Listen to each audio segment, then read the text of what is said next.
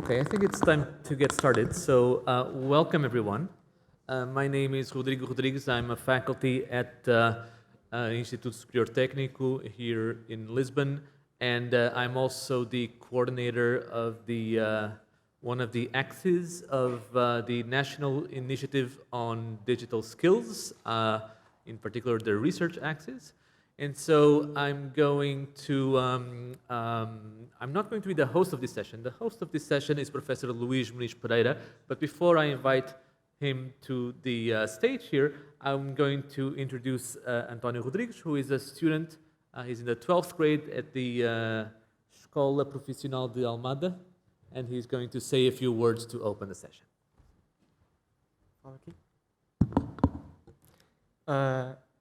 Hello everyone, my name is António Rodrigues. I'm a student of Robotics and Electronics from Vet School of Almada.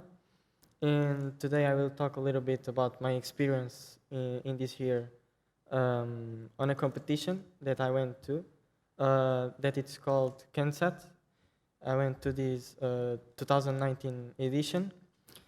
In my school, I will attend to go to a robotic club, where I develop several skills in coding area, electronic area, and I had to work a lot on it because in this competition named CONSAT, I had to create a satellite with my coworkers, which is full of electronic sensors, and I developed the coding. Coding the microprocessor, it's the brain of the satellite, which commands all the data to our dashboards, our ground station, where we receive it, the raw data, and then we have to analyze the data and create graphics to explain them. But in a specific way, I learned a lot of coding because I had to construct coding the microprocessor to do its functions in the dashboard in C#. I think my area is very important these days because one thing that I see a lot, it's coding is almost everywhere, specifically nowadays. So it's not the future, it's the present. Coding is the present. And this competition that I learned a lot of coding make me feel that coding is the right way to proceed these ways, and that's why I want to proceed to college, take a degree in coding, and that's my opinion about it. If you have some questions.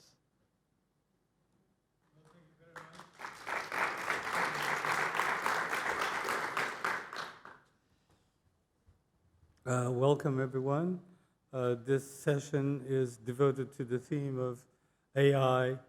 Can AI speed scientific discovery? We are very pleased to welcome Professor Ross King from the University of Manchester.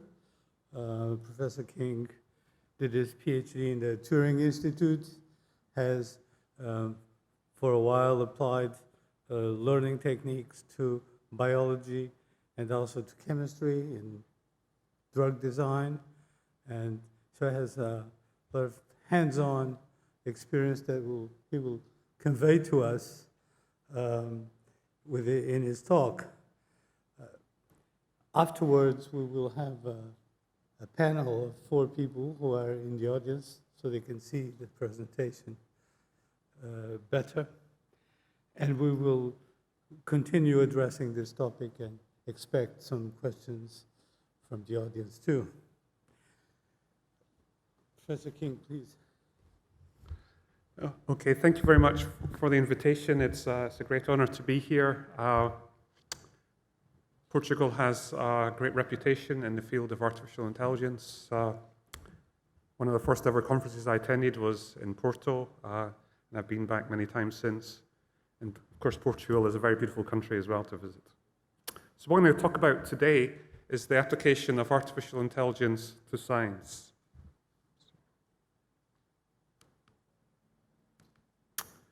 Okay, so there are three big technology drivers which are promoting artificial intelligence. Computers are still getting faster. The actual chip speeds are not faster, but we're getting more processors particularly on chips. There's things like GPUs, graphical processor units. So we have more and more computational power. So that's one big driver. Another driver is improved data availability. Computers are recording almost everything in science nowadays.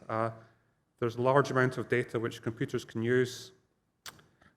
And the third big driver is that we're getting better at artificial intelligence, machine learning. We're understanding the problem better. So there's these three big technology drivers forcing the improvement of artificial intelligence in science. I'm old enough to remember previous hype cycles in AI, but to me it seems different now. AI, especially machine learning, is, I think, undoubtedly the hottest technology on the planet. In the past, people from artificial intelligence have got into trouble by being too optimistic about the speed of advance. But more recently, I've been surprised by how fast things are changing, faster than I expected.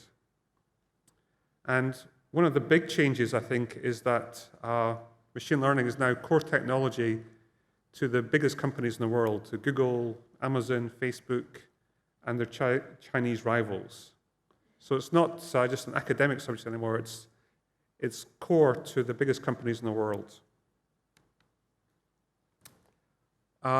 20 years ago, computers beat the world champion at chess for the first time. That was a great advance. Now my mobile phone can easily beat the best human player that's ever lived in chess. You know, it's incredible the power of computers. Another highlight in the advance of AI was Jeopardy. This is, for those who don't know, the most popular quiz show in America. And IBM built a system called Watson, which quite easily, in the end, beat the best players at Jeopardy. And this was the actual system itself was a little bit kludgy and not well designed, particularly, but it worked remarkably well, much better than I ever thought possible. Similarly, driverless cars. I didn't expect to see driverless cars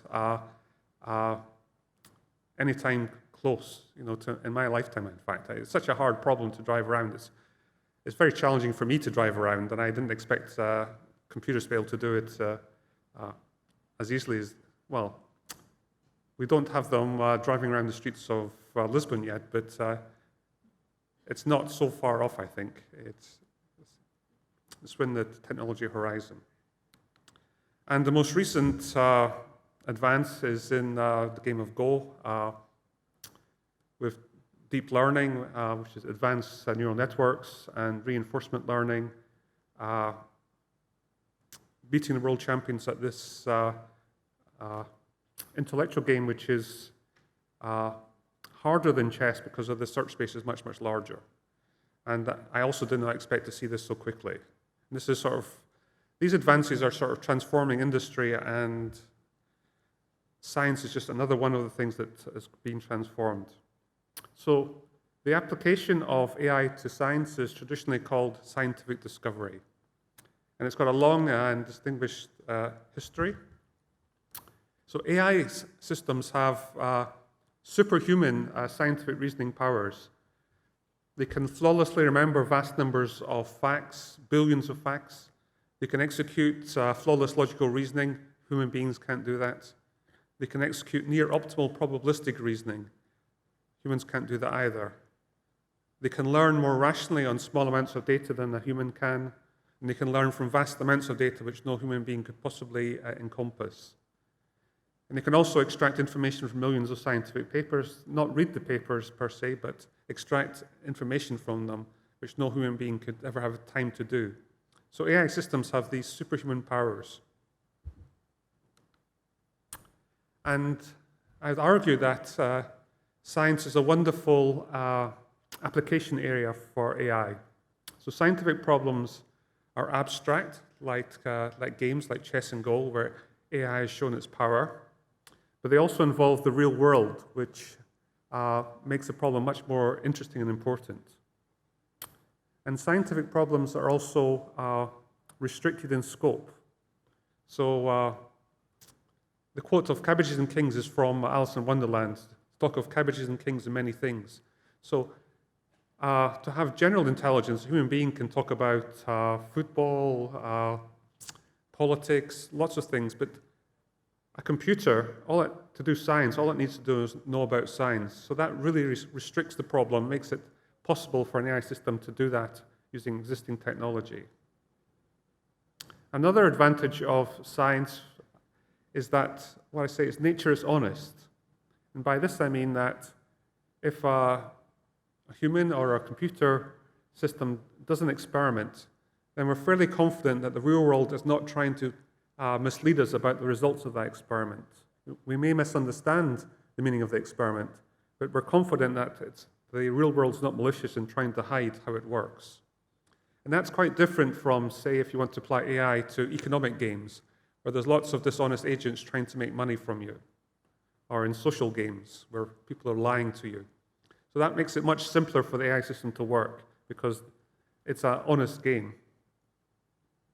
Another advantage is that I would argue that nature is a worthy object of our study. So one of the tragedies of our time, for me, is that some of the smartest people on the planet are working in AI and machine learning, but what they're doing is not helping to solve the world's problems, not helping with climate change or disease or food security. What they're doing is making more addictive advertising, and that's a tragedy. I think it's when I retire and look back in my life, I'd like to think that what I did was try to make the world a better place, not just make more addictive advertising, which what unfortunately many of the smartest people on the planet are actually doing. So I would argue that the generation of scientific knowledge is a public good, at least if that knowledge is in the public domain. So the application of AI to science is it's not new. It goes back to the 1960s. The original work was in the 1960s and 70s with the Metadendral project. So this was work in Stanford, especially. And Metadendral was actually one of the first machine learning programs. So the idea of Metadendral and Dendral was to apply AI to science, and the motivation for this was the Viking probes to Mars. So Mars is very far away. Even at the speed of light, it takes signals in the order of 10 minutes to get there, even when Mars is quite close. So the idea was that they would send an automated system to Mars which could look for life there. And unfortunately, the technology back in the 60s and 70s wasn't quite up to automating the scientific research on Mars. But it was a very interesting and exciting project, and it's still worth looking back at what they did.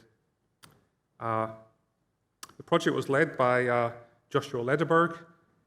He was a very interesting person. He got the Nobel Prize for medicine. Basically, he discovered transformation in bacteria, basically sex in bacteria, which kicked off the biotechnology revolution. But he was also very interested in AI and computer science. He taught himself to program back in the 1960s, and he was very interested in the formalization of science. Ed Feigenbaum got the Turing Award for computer science. That's like the Nobel Prize for computer science. He got that for his work on expert systems. Bruce Buchanan was one of the founders of machine learning. And Carl Djerassi, who died recently, he should have got, in my opinion, the Nobel Prize for chemistry. He was one of the people that developed the birth control pill. And the reason he didn't get it was basically politics. It's religious organizations campaigned against him getting it. So it was a stellar group of people working on this project, and it's very interesting even today to look at what they did. Another highlight in scientific discovery was the Bacon project. Because This was named after Francis Bacon, we heard about in the opening talk. So Francis Bacon is one of the founders of the scientific method, and Bacon tried to reproduce Francis Bacon's methods. And it rediscovered some known physics and chemistry. Interestingly, the person who led this project was Herbert Simon. He got the Nobel Prize for economics, and also got the Turing Award. The first and only person to get both a Turing Award and a Nobel Prize. And he worked on discovery science, which, what we call in computer science, that's proof by reputation. It must be a good idea if these important people are doing it. Okay, so I'm going to talk about some of my work now. This is work on robot scientists. So the idea of a robot scientist is to build a computer robotic system which can, in a sense, autonomously do a simple form of scientific research. Does this work? No. So you give the robot scientist background knowledge about an area of science. This knowledge is represented using logic and probability theory, because these are the two best ways we know how to represent knowledge. The robot scientist has an automated way of forming novel hypotheses about that area of science. Then the robot scientist has an automated way of deciding on experiments to test these hypotheses and efficiently test them in terms of time and money. The robot scientist then programs a lab automation robot to actually execute the experiments it's decided on, then looks at the results of the experiment and makes the hypotheses more or less probable based on the results of the experiment.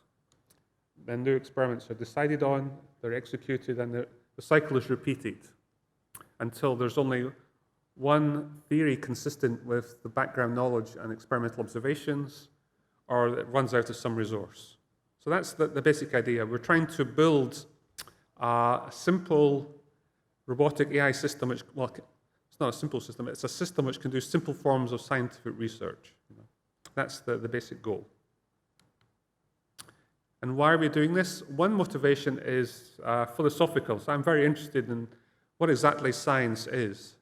And the idea is that if you can build some artifact which people can agree is doing science, then that tells you something about what science is. And that's very similar to the motivation of some people in AI who want to try to understand the human mind by building artifacts which are intelligent. Okay, so it's an operational approach to the philosophy of science. And I'm not sure if you can read this. So it says here, "What I cannot create, I do not understand." So this was on the famous physicist Richard Feynman's blackboard at the time of his death. So it's a similar operational approach to trying to understand something. You want to understand it, try to build it. Another motivation is technological. So robot scientists have the potential to increase the productivity of science. They can work cheaper, faster, more accurately, and longer than human beings. And also that if you want to build, to grow another one or to build another one, it doesn't take 20 years like it does for a human scientist. Once we have robot scientists working, we can build lots of them very quickly and scale up. So that's one motivation, is making science more cost effective. Another motivation is to improve the quality of science. So there's, in several areas of science, like in biomedicine, there's a crisis to do with the reproducibility of results. Studies vary, but most studies show that less than half of what's published in the literature cannot be reproduced in other people's labs, at least in biomedicine.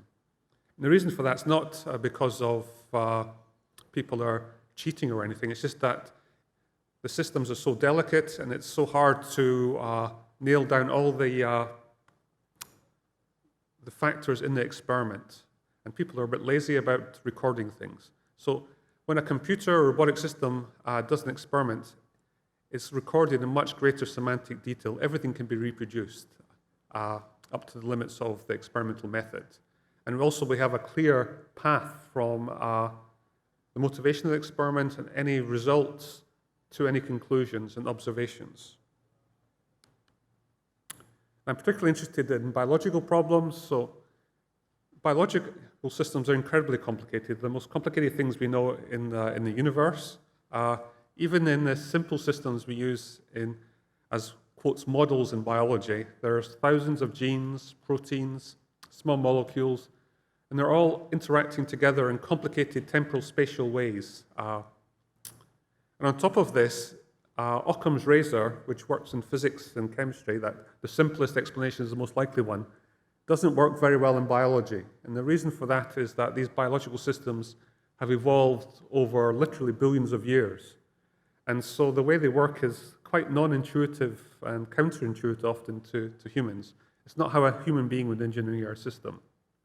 So I'd argue that there's not enough PhDs in the world to disentangle biological systems anytime soon. We need help from robot scientists.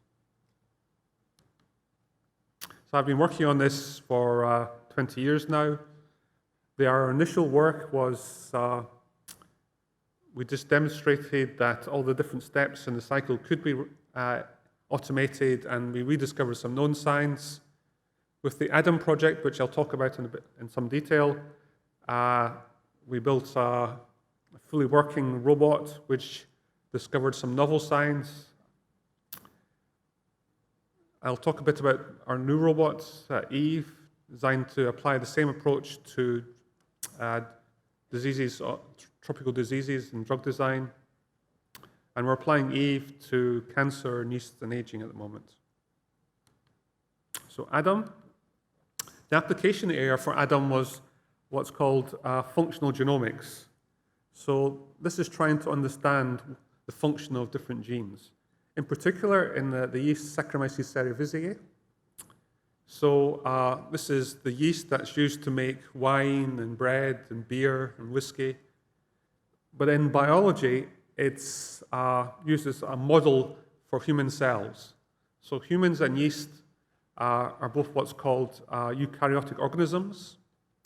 And even though the last common ancestor of yeast and humans was at least about 1 billion years ago, biology is very, very conservative. So most of what's true about yeast biology is also true about human cell biology. And yeast is much easier to work with, it's simpler, and it's much easier to grow and manipulate. And in 1996, yeast was the first eukaryotic organism to be sequenced. It's got roughly 6,000 genes, but still 10 to 15% of these genes, we don't know the function of them to this day. And one approach to understanding this function is to use what are called knockout yeast. And what these are yeast which have particular genes deleted in them. So they made libraries of every single gene has to be a yeast strain which has that yeast gene knocked out. And and the motivation for this is like trying to say if you wanted to understand the function of components in a car, you remove the steering wheel, you discover it's hard to steer, therefore you infer that the steering wheel is to do with steering. That's how biologists work. That's the sort of reasoning they use. So I'll go through how these different components were put together. The background knowledge, basically we used the logic. So part of the art of a science is to build your models of reality which are tractable so that you can reason about them, but also good enough models that they actually model the external world, and that's the art of it. We used logical models to model what's called metabolism in cells. So we developed a logical formalism for modeling metabolic pathways. We used a thing called Prolog, which is this logic programming language. Portugal is one of the first countries to work on Prolog many years ago. It's a very beautiful computer formalism. And we used it to model what's called metabolism in yeast. Metabolism is how yeast converts its food, basically sugars and salts, into more yeast. And we modeled this as what's called a directed labeled hypergraph. Metabolites are the nodes and the enzymes as the arcs. So that's abstraction of this complicated biology into something which we can actually reason with in the computer. And you need a way of relating the model to reality which the robot scientists could interact with, the actual yeast cells. And we did this through this idea of paths. So if a path can be found from the cell inputs, so that's basically the food that yeast gets, to all the cell outputs, these are the essential things that yeast must internally make to make more yeast, things like proteins and nucleotides and things like that, then we infer that the cell can grow. And you can actually observe whether the cell is growing or not, and the robot scientist can observe that. So that relates the abstract model to reality. This is a little part of the model. It's got 1,000 parts, roughly 1,000. So these things in black are metabolites. These are small chemicals.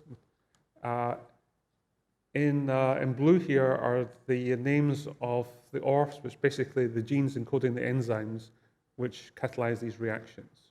This is for amino acids. So if we can get these are the 3 aromatic amino acids. All living organisms must be able to make these 3 organisms or eat them. Yeast can make them from here if there's a path. Okay. So we made this large model. It's got roughly 1,000 genes and 1,000 metabolites. Okay, so that's the background knowledge. Now the robot scientist has to be able to automatically form new ideas about that area of science. Hypothesis formation. So if you read the philosophy of science, you make a hypothesis and you deduce the experimental consequences of that hypothesis. That's how science is supposed to work. And the hard part, if you read books about the philosophy of science, it's forming these novel hypotheses is supposed to be the hard part. You know, that's the eureka moment. You're in the bath, you have a new hypothesis. If you study biology, most of the hypothesis generation is abductive, not inductive, and I'll explain that in the next few slides.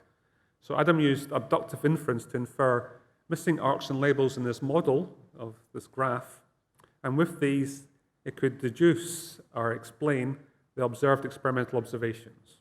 So it used abduction to infer new hypotheses, and then it deduced the experimental consequences of these, and I'll explain these terms. So there are different types of logical inference. Deduction is the one which goes back to Aristotle 2,400 years ago. He claimed to have invented logic and deduction, and it seems that actually was the case. Logic is the basis of mathematics, also computer science. Basically, when a computer program executes, it's doing deduction. So here's an example of deduction. You have all swans are white. You have a fact, Daffy is a swan. Then you can infer Daffy is white. Okay? And the beautiful thing about deduction is that if the rule is true and the fact is true, you can only infer deductively new truths. So it's truth preserving, which is this beautiful property why we use it as the foundation of mathematics. But unfortunately, deduction is not sufficient to generate novel hypotheses. We need some other ways of doing that. So one approach is abduction. Here's an example of an abduction. You have a rule, all swans are white. You have a fact that Daffy is white. Then you can infer abductively that Daffy is a swan. And the thing to note here is that that's not necessarily true.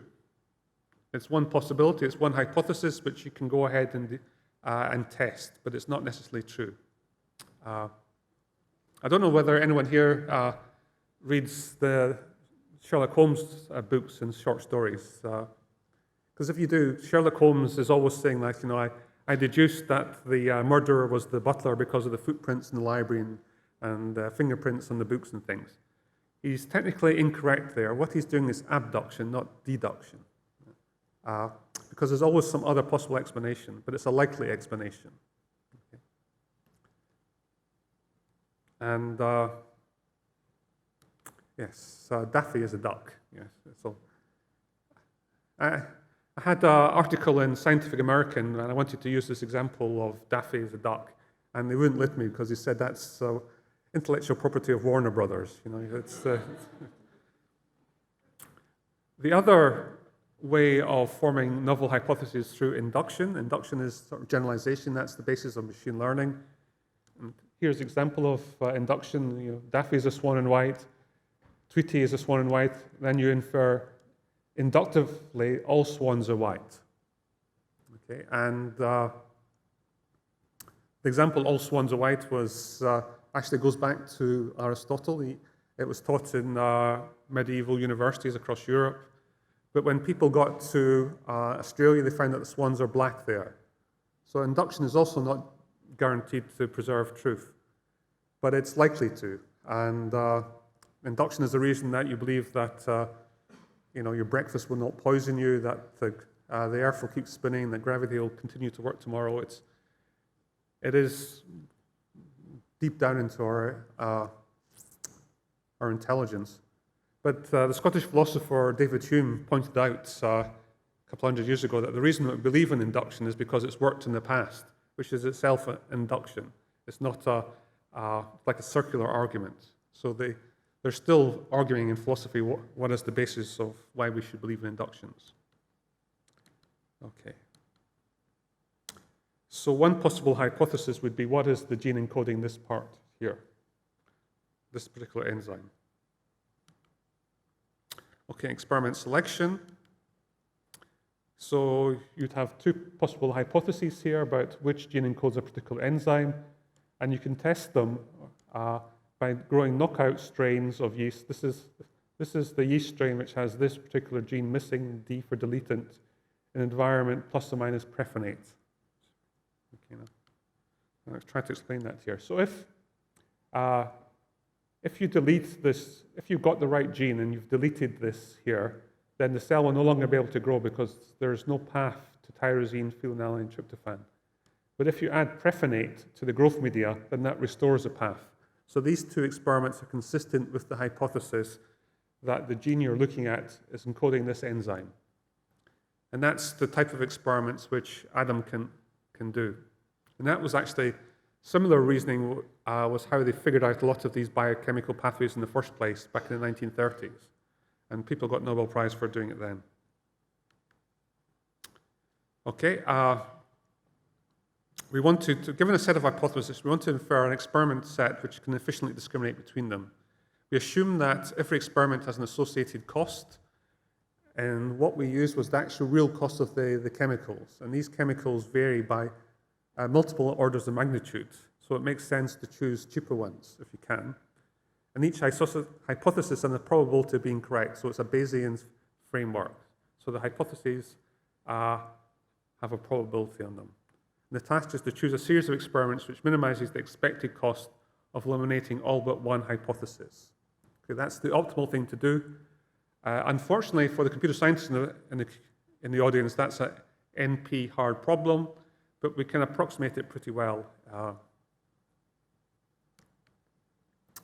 Okay, so we put all this together, and Adam, have a robot, and Adam generated and confirmed novel functional genomics hypotheses concerning the identity of genes encoding enzymes, catalyzing orphan reactions in the metabolic network of yeast. Okay, and we went back into the lab and used gold standard experiments to confirm that these automatic hypotheses that Adam generated and confirmed were actually correct. So our argument is that Adam is the first machine to autonomously discover novel scientific knowledge, both hypothesize it and experimentally confirm it.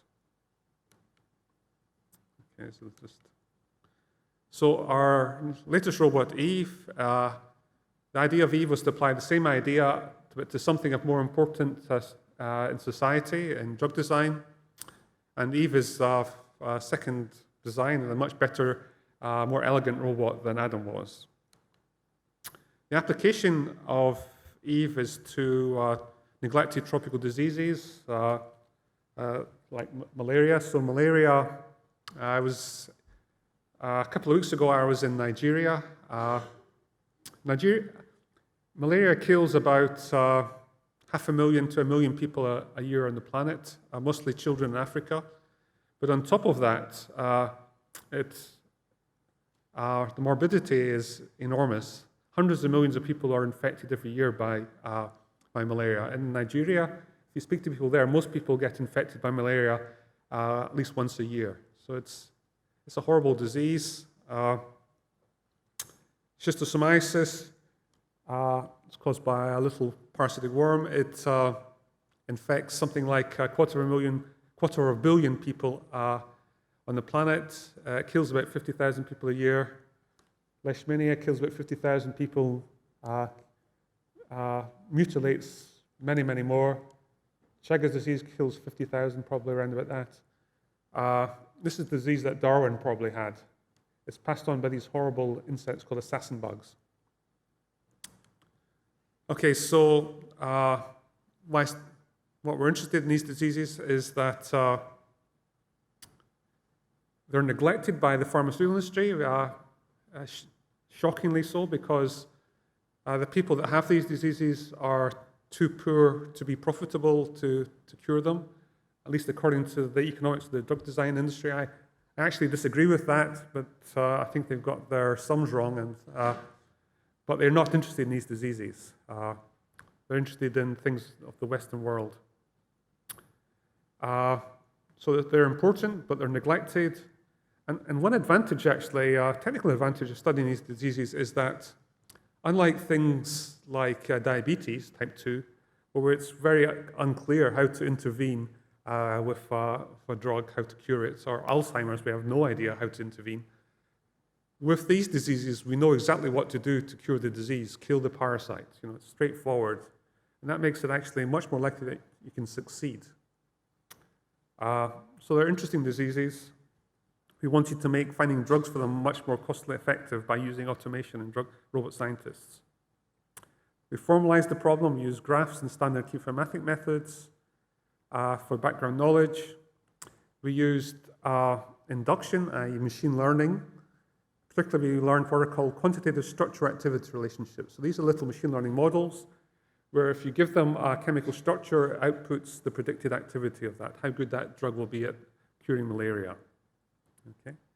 And we used active learning to decide efficient experiments. So active learning is the branch of machine learning where the machine learning system gets to choose its next example. And that's obviously very closely related to science. And we used this econometric model to decide on costs. Okay, so we used AI to speed up the drug design process. The current way the way it used to be done in the pharmaceutical industry was that they just have a huge library of literally millions of compounds. They just test them one by one, looking for what are hits. And once they found the hits, they would go back and double check that they are a hit because there's lots of false positives because of class imbalance. And then they would do these cycles of QSAR learning a little model and testing it by new examples.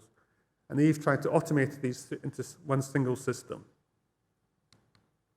This is a picture of Eve. It was probably about 5 meters by 3 meters by 4 meters. So it's quite a big system. Cost about $1 million to build. The fanciest thing is this acoustic liquid handling system. So it uses sound waves to move very small amounts of liquid. Each pings tiny little droplets of drug. Each droplet is 2.5 nanoliters in volume. So that's by far the most accurate and way of moving small amounts of liquid around. Let's see if we can show Eve running.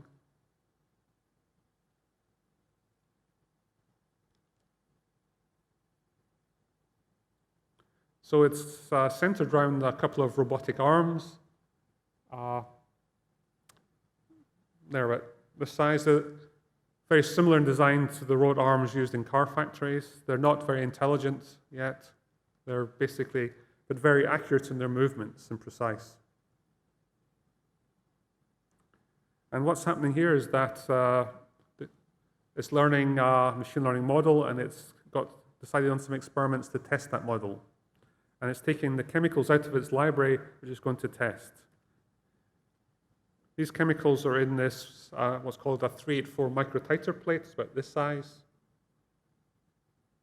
There's a different chemical in each one of these little wells, and it's going to select certain one of these to experiment on.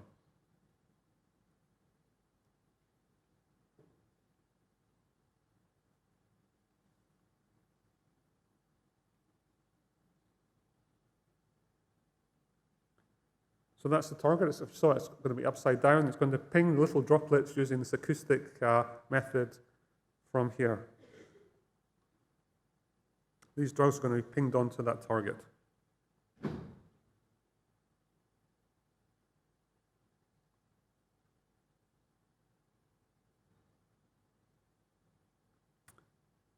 Yeah, so now it's transferring the liquids. It's what's called a liquid handling robot.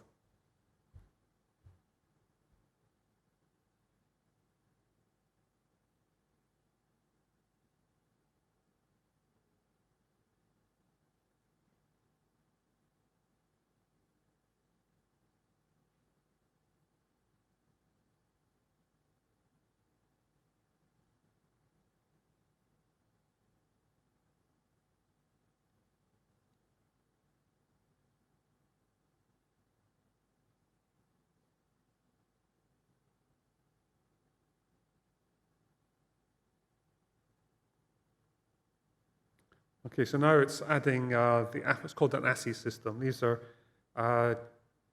specially designed strains of yeast which are going to mimic the behavior of malaria and humans.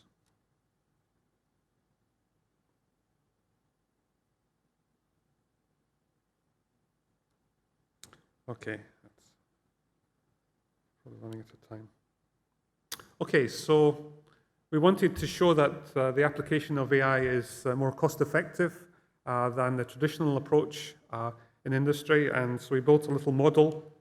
This is of all the different costs associated with drug screening, and what we demonstrated was that for most this blue and green area, it is rational in terms of cost and time to use the AI and machine learning as part of the screening process, and that has now been implemented in industry.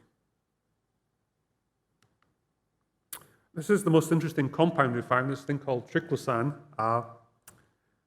I'm pretty sure that you've swallowed quite a lot of this compound because it used to be in Colgate toothpaste.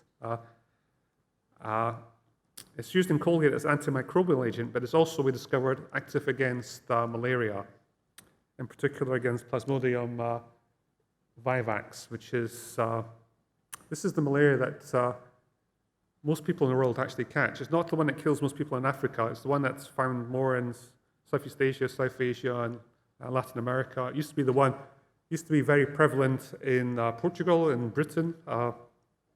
Several English kings died of malaria. You know, it survives, unlike falciparum, it survives the winter in Europe because it lives in people's livers. And then because there's no, in Britain, there's no mosquitoes flying around in winter, but in the spring they come out again, and people, the parasite comes out of people's livers and it's infected, and the cycle starts again. So we found this compound, and we're looking into making it a better compound. Okay, I am in the late stages of planning the next generation of robots. So for Adam and Eve, you know, if you spent as much money on human scientists or technicians, you could probably get as much science done. Just like the first car was not as useful as a horse, probably. For the next generation of robot scientists, we want to scale up so that it's going to be equivalent to, at least experimentally, around about 1,000 scientists. That's the goal. And of course, to do this, you need to have AI system controlling it. And the goal is to try to understand the eukaryotic cell. You know, it's such a complicated thing that we need to do many, many more types of experiment, orders of magnitude more experiments than are currently being done if we're going to understand how it works. Okay, so more generally, I think there's this analogy between science and games. In chess and Go, there's this continuum of ability from novices to grandmasters. You know, computers followed that path. They started off playing chess very badly. Now, as I said, my phone can easily beat the world champion at chess. And I argue that's also true for science, that there's this continuum of ability from the very simple forms of science that Adam and Eve can do, through the science that you and I can do, up to the grandmasters of science, you know, your Newton and your Einsteins and things. And if you accept there's no sort of step function in there, then I argue that robot scientists are going to get better and better at science until they're as good as human beings, or perhaps even better. And then computers are getting faster, machine learning is getting better, laboratory automation is getting better. So I would argue that this is a possibility. And 10 years ago, the physics Nobel Prize winner Frank Wilczewicz is on record on saying that in 100 years' time, the best physicist will be a machine. We shall see. So my vision is there'll be this collaboration between human and robot scientists which will produce better science than either can alone. And in favor of this is that even though it was 20 years ago that computers beat Garry Kasparov for the first time, probably to this day, I'm not completely sure, but until recently at least, humans plus computers were better than computers at chess. There are certain positions which the computers don't really understand as well as human beings to this day. So teams of humans and robot scientists, I think, is the way forward that will produce better science than humans or robots can do alone. I argue that scientific knowledge will be permanently expressed in logic and associated probabilities. That will help the computers and help the reproducibility crisis. And this will lead to better, more productive science, which will improve better food security, better medicines, etc. So to conclude, science is a wonderful application area for AI. Automation is increasingly important in scientific research. For instance, all the robots doing the DNA sequencing and drug design. I argue that the robot scientist concept is the next logical step in scientific automation. The robot scientist Adam was the first machine to have discovered novel scientific knowledge, and the robot scientist Eve has found lead compounds for neglected tropical diseases. And I'd like to thank all my collaborators in Manchester, in Aberystwyth, in Cambridge, in Brunel, in Leuven, in Thailand, and my funders, and I'd like to thank you for your attention. Thank you.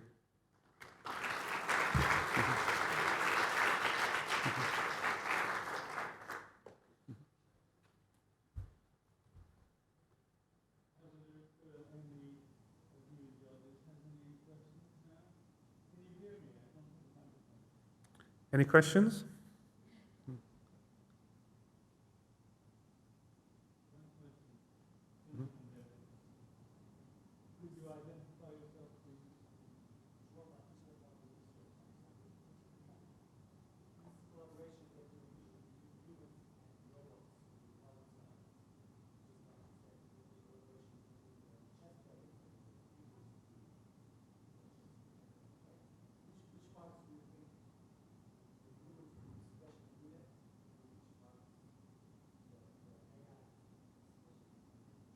Okay, so the question is, if there's a team of human and robot scientists, which positions should you put the humans and the robots? You know, so I think the humans are obviously should be in charge for the foreseeable future. They're also they understand the big picture. You know, they understand what the goals and things like that are, and they also have a much deeper understanding of the relationship between things. The computers are much better at factual things, recording things, looking at all possibilities, making sure you don't miss things. They're better executing things, the experiments. They can, you know, I had a list of their superhuman powers. These are the things that they're good at. They're good at machine learning, but they don't understand the bigger pictures. They can't like restructure their knowledge in the light of new information, things like that.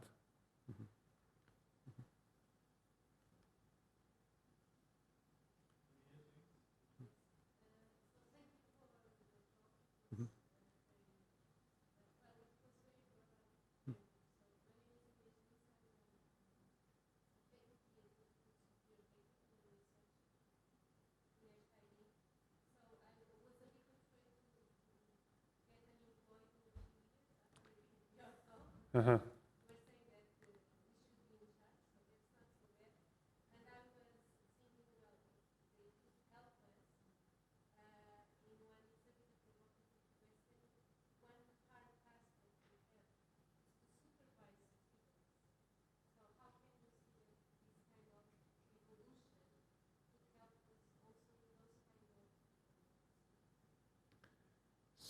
So supervision of students, what you for PhD students or MSc students or? Well, I think that definitely is human touch. You know, you know, monitor. In some ways, you can monitor them. That can be helped, but you know, science is traditionally, and I think in the foreseeable future, is like an apprentice type system. You know, You learn to do science by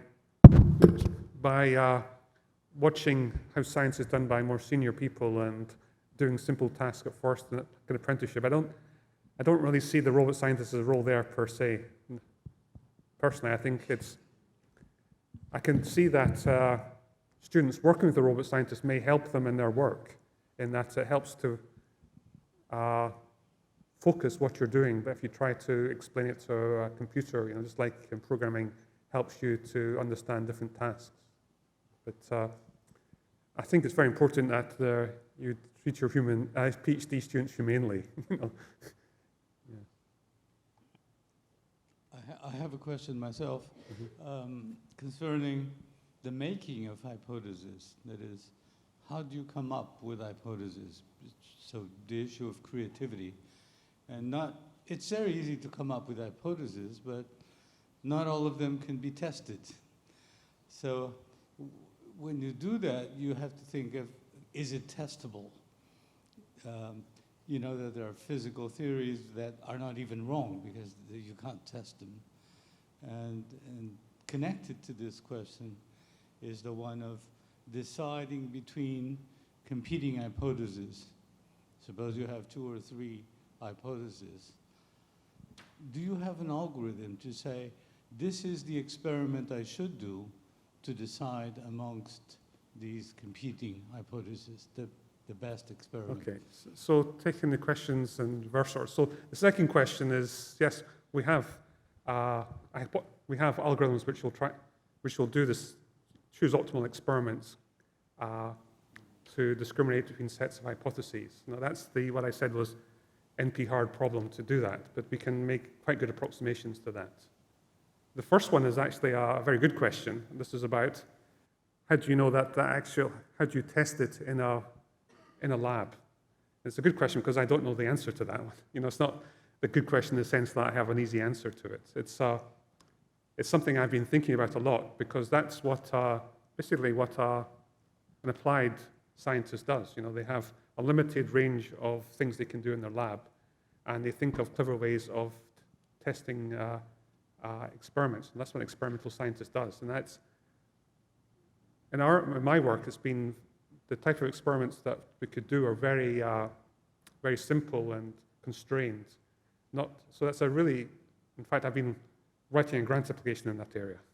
So I think it's a good idea. Let me just finalize my comment by saying that it's not just for applied experiment, hypothesis. It's also for theory. For example, when I want to when I come up with a theory, I have to come up with an intuition. What would be a good theorem to prove that would give me, some return for my investment? Well, when I look at what's happening in physics, a lot of physics, at least in not in material science things, but in the sort of high energy physics and things like that, then you need the energy of they're not testable, as you said. They're not even wrong because they just can't be tested. And I think that's not science anymore. It has to be at least in principle testable. Okay. Well, thank you very much again for your splendid talk and your answers to the questions.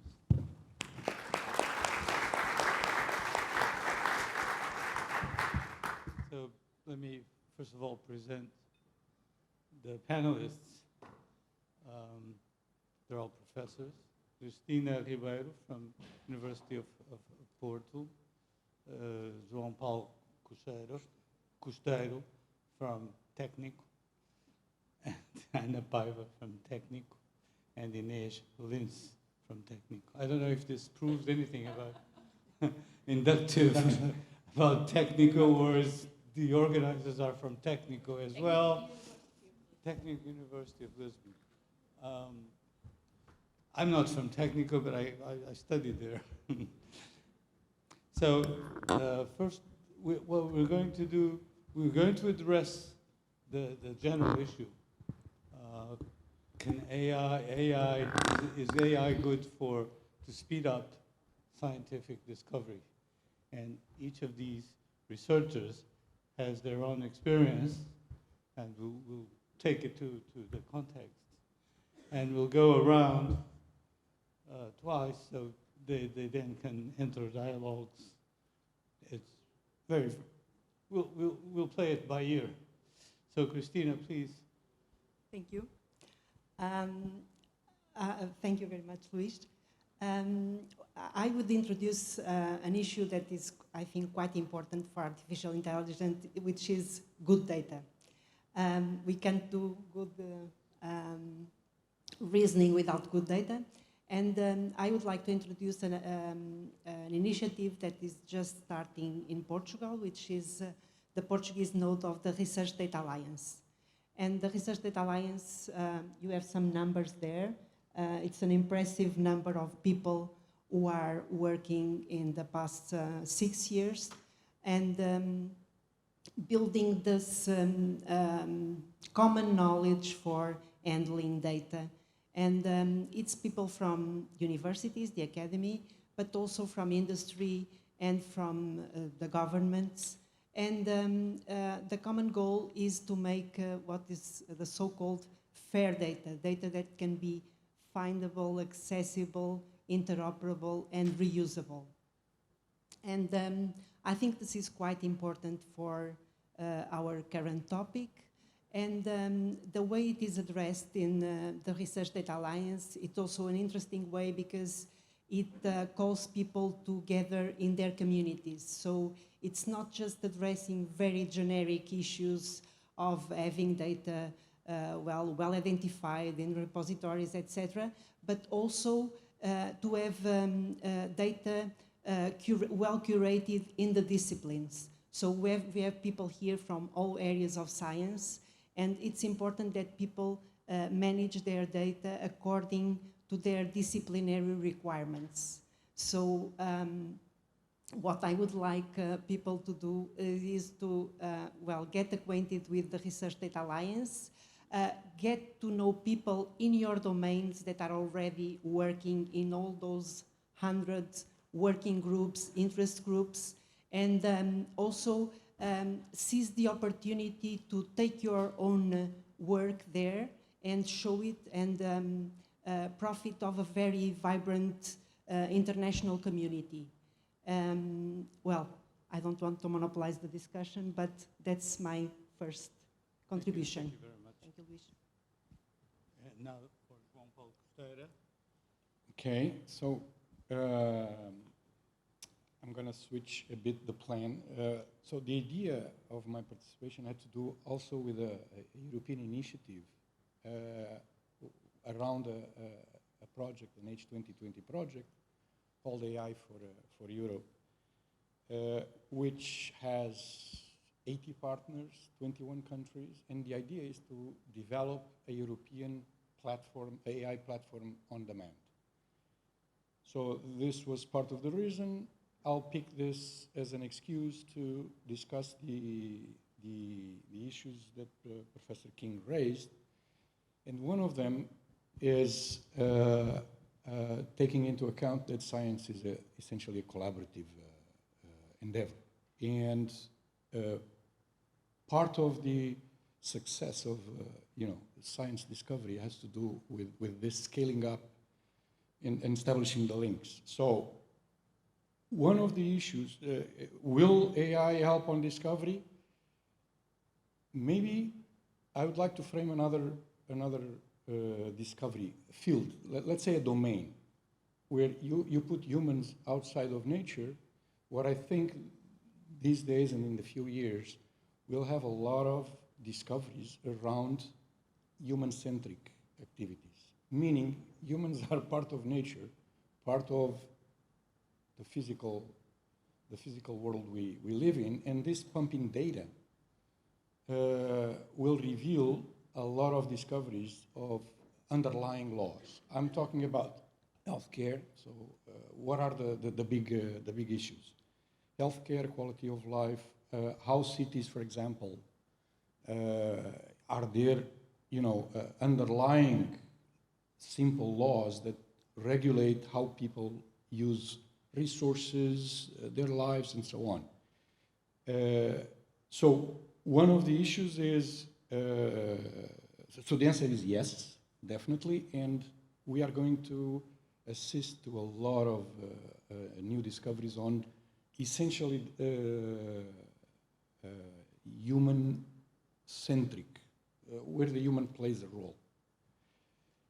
The trouble here is how do we participate in this process, and this has to do with these robots.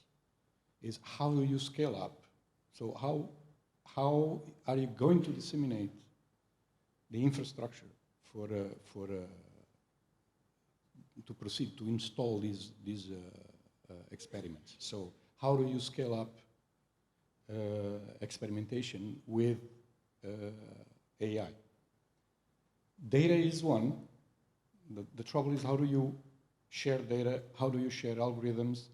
How do you create a common infrastructure where we can be part of the process?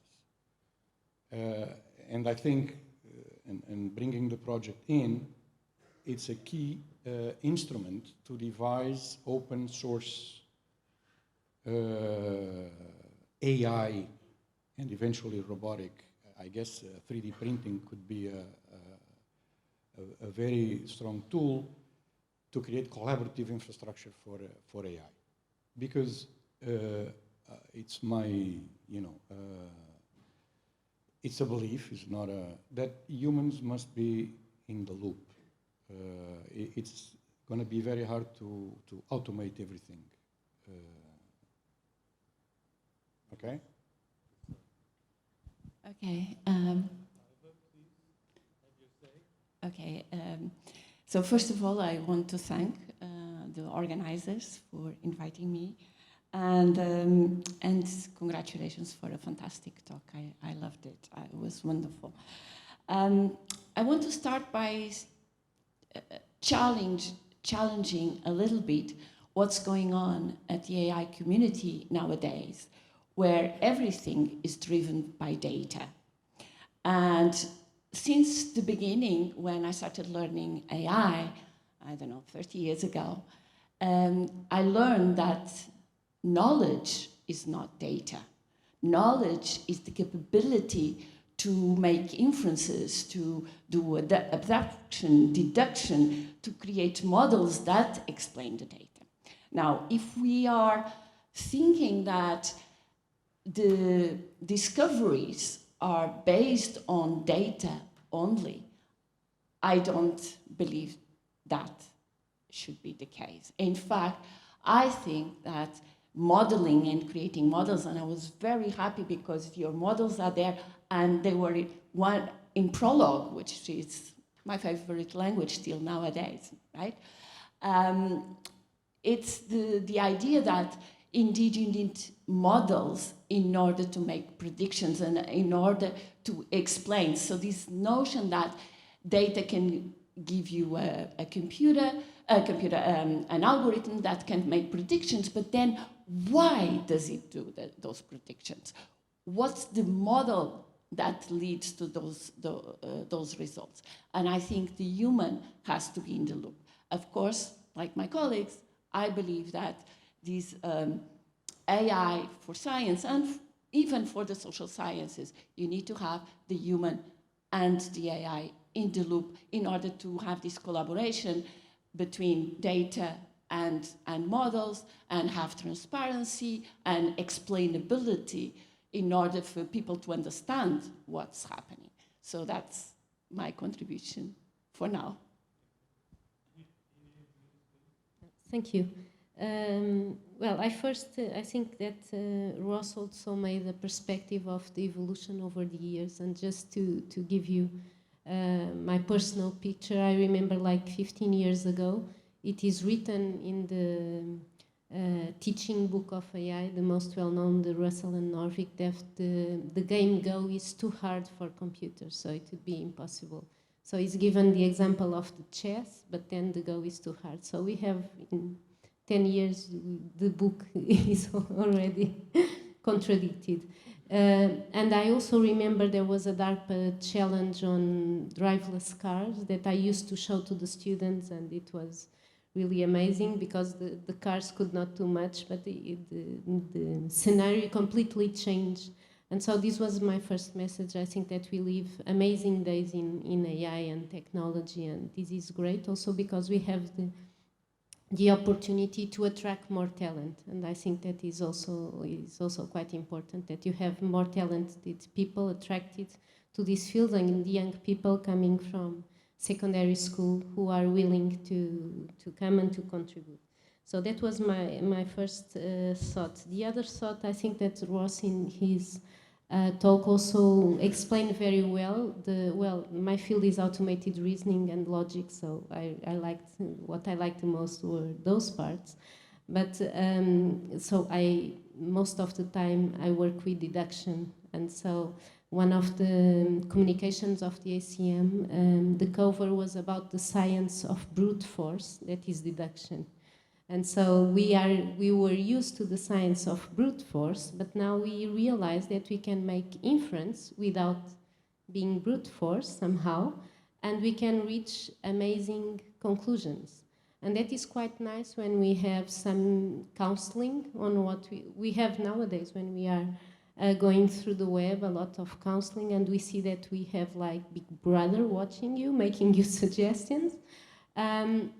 At some point, what we may feel, and there is some tension here, which I think is quite positive, is that, well, maybe sometimes we really need the brute force. So the part of explainability or critical systems, somehow we still need those. And that is amazing how in logic you can have all the different perspectives, and somehow you have some confidence that things work as they are. Somehow for more critical systems, you need the part of verification. So it's the same coin, but seen from the other side. Before I give you the mic, Ross, I just remember that I answered this question back in 1964 when I was thinking, which university course should I take? Discipline, at the time it was nuclear physics or astrophysics or molecular biology, and there was computer science. I had just translated Herbert Simon's book, in fact, into Portuguese, and I said, well, these other disciplines, they're going to need AI. So I went directly, I chose the AI as my path back in 1964. You showed great foresight. Yes, to go through the points raised. So I'm a great believer in fair data, and that we've been working on our latest manuscripts are all following fair principles. My colleague Carl Goebel in Manchester is one of the people behind that. And I also believe that humans should be in the loop, and one of the very interesting challenges for me is how to get humans and robots to communicate about science. How do we do that in a way? And it's a very interesting problem. And back in the 17th century, they thought about using more formal ways of representing knowledge for science. But it didn't work out back then, and people are just still used to using natural language to do that, which is quite problematic because it's ambiguous. It's natural language is designed for humans to communicate between each other, to make someone fall in love with you, to write poetry, to make them believe your crazy political views, these sort of things. It's not necessarily meant to transfer information between people. But logic works for computers, but it's a real problem for human beings, actually. I love logic, it's beautiful, but for most biologists, they really struggle to work.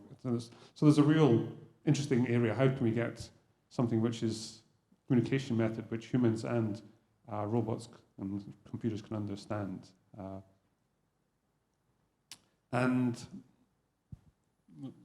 within AI, of course, there's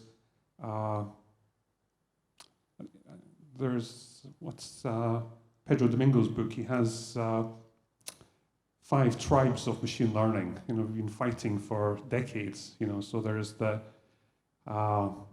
logical tribe, which I suppose I belong to, and there's at the moment neural network tribe are on top. And they've had undeniably deep learning. They've had enormous amounts of success. Transformed image recognition. Deep learning was central to beating humans at Go and things. But it's not the answer to all problems in AI. But it's very interesting if you look around the world. If you look at China, for instance, I've sort of been monitoring what Chinese people are publishing on, and it's completely exclusively deep learning. Basically China has bet everything on deep learning, and I think that is unwise.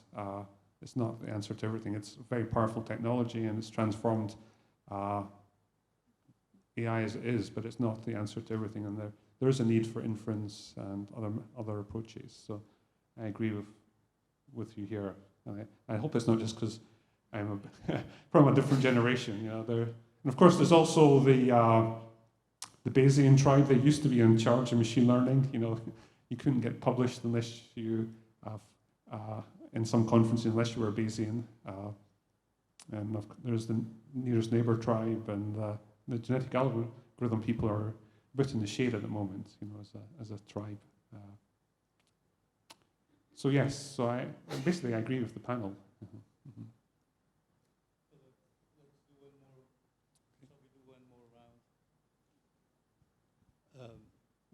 So you can react to each other's comments and so on. I'd like you just recall that, to me, that a fabulous book has come out by Judea Pearl, one of the founders of the Book of Why, which explains how this machine learning, deep learning, is just the low-hanging fruit. Some would say it's the fruit already on the ground. But AI is a big tree with lots to explore. I advise people to have a look at this fantastic book. He also had the Turing Award. So, please, Christina. Thank you, Luis. Well, I have a second chance, so there are 2 things that I would like to add. One of them is that right now, researchers in all domains can have their credit for their data. And maybe that's not already a common thing, but well, we have here lots of people from all disciplines, and also we have many people from FCT, and FCT right now is promoting DOI identification for data.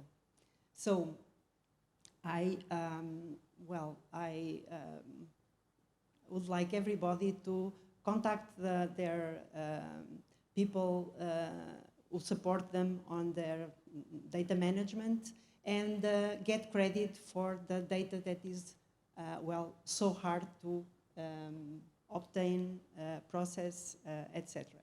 And the second aspect that has to do with what we are also talking here is that not only data is essential to AI, but also AI can contribute a lot to generate and manage and disseminate and link data that are produced in many different domains.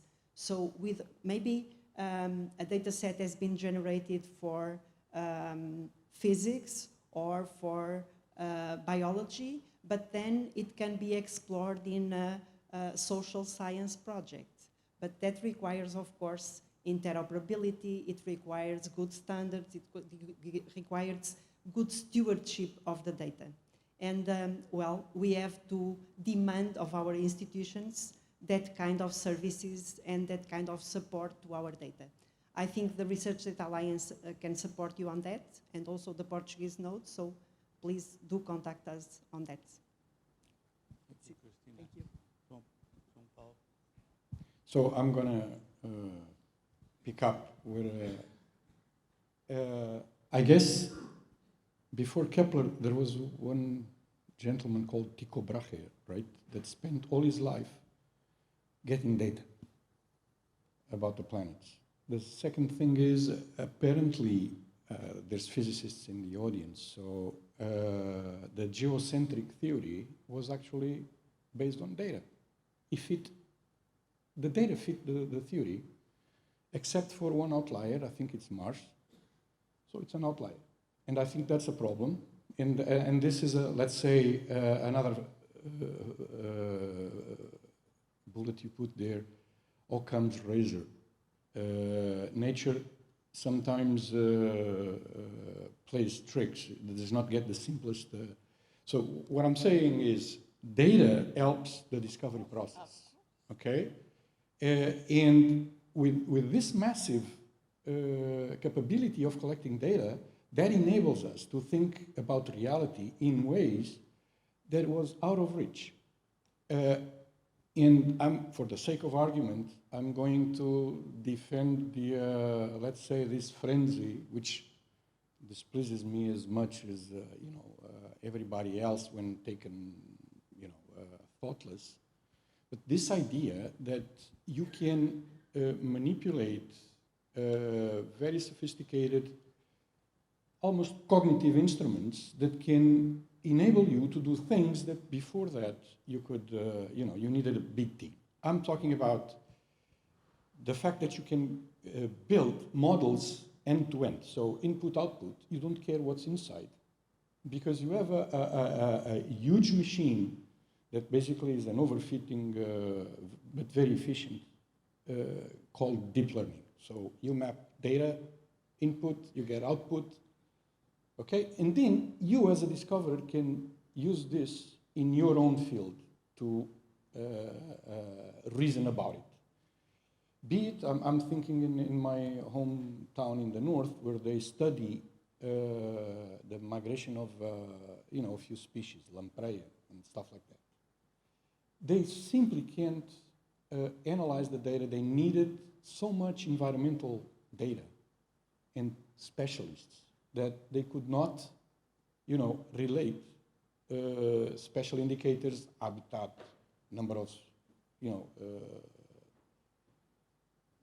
this right now, just because they are able, first, to collect data. Second, and this is the very, very important issue, and this is not only science, but, the economy is, by relating data, you can extrapolate missing values. So you can, there's a very known and very interesting paper by Fei-Fei Li from Stanford. She mapped, she used the Google Street View, mined and identified all the cars parked and mapped that to the sensors in the US.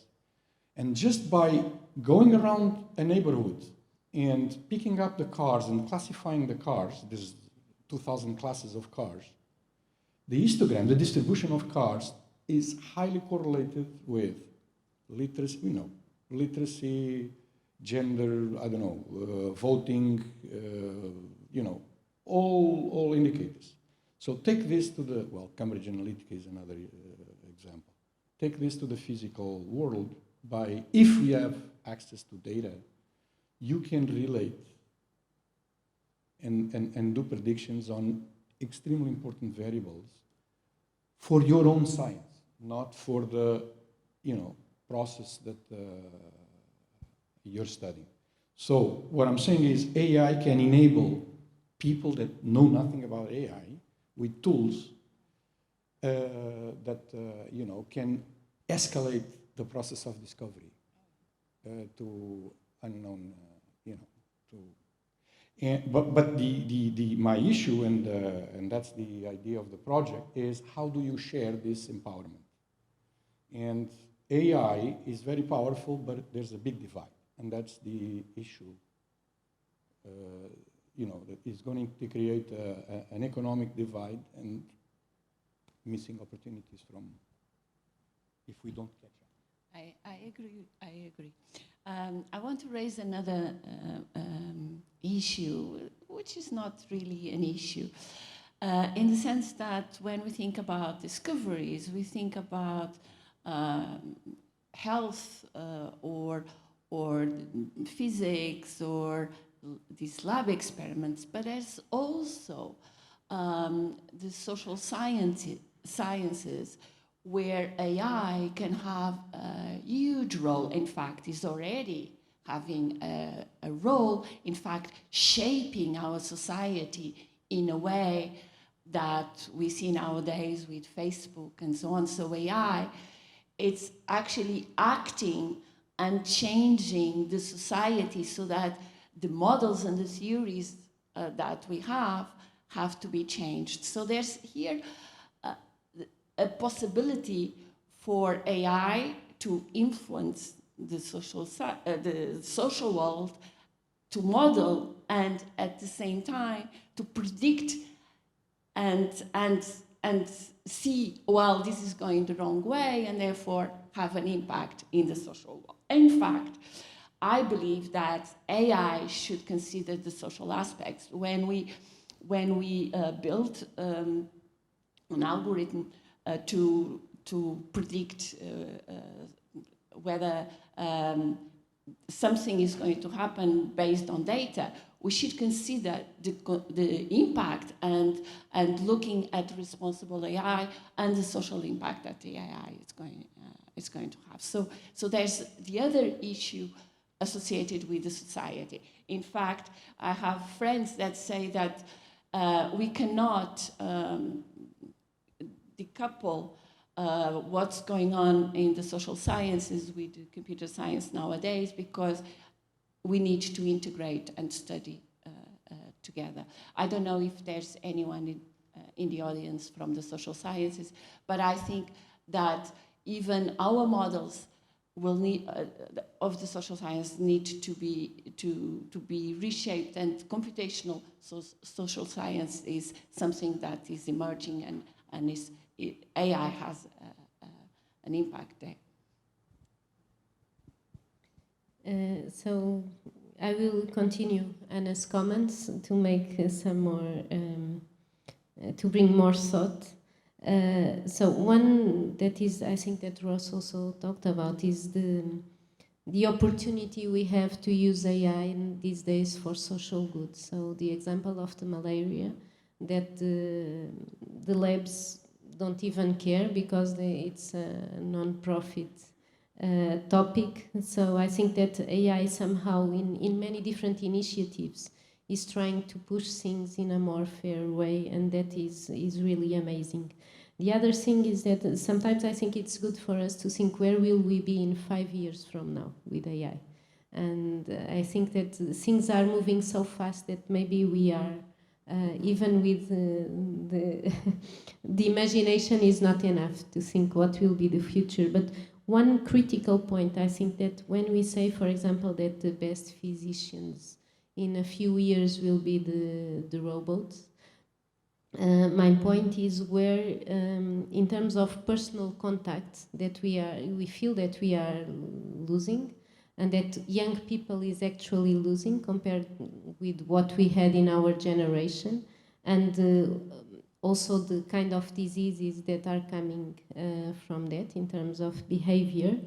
And sometimes I think, for example, when you have, for example, in the subway, you want to buy tickets, if you have a machine or someone, a person, what do you prefer? So it's the kind of thing, or in the supermarket, how things will evolve, or if at some point we really need people around us, even if we have the possibility of choosing a machine or a robot. Because I think we are all very enthusiastic about having robots, but if they become quite common, what will happen next? And this is somehow some food for thought. Yeah, actually, I was in Paris last week, and in one of the metro stations, there was no one. And I saw, well, myself, the first day, I was struggling because I didn't have the tickets, and then people were helping each other, and then, oh, you have to get out, and so on. And then next day, I had tickets, and I was really happy. I have tickets, I can pass.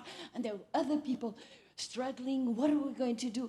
This fact that we are losing the human and replacing with the machines, rather than having the two together, having the machine collaborating with the human to make things better, not optimize something that is not the quality for the people. It's something that annoys me a little bit. Sorry. Well, I guess we're over time just a little bit. I want to thank you, everyone that participated, and the organization. And I guess we'll finish here. If none of you has anything else to add. All right. Any robot has a question? No, I don't see it. I don't see